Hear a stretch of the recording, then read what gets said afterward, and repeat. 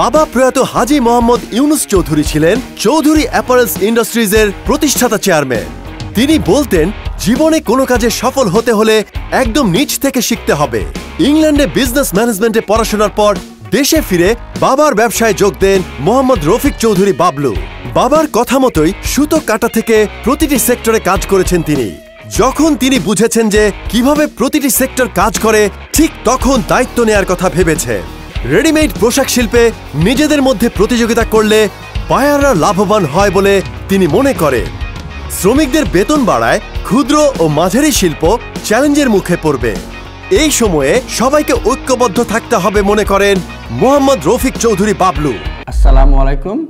আমি আসন্ন বিজিএমই নির্বাচন 2024-এ নির্বাচন করতে যাচ্ছি। আমার এই গার্মেন্টস লাইনে 29 বছর এক্সপিরিয়েন্স আছে।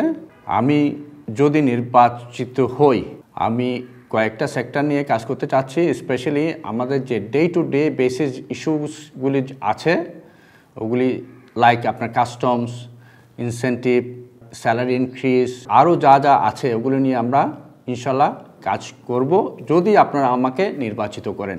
আমাকে এবং আমার প্যানেল ফোরামকে আপনারা যদি জয়যুক্ত করেন, ইনশাল্লাহ আমরা আপনাদের পাশে থাকব। ধন্যবাদ।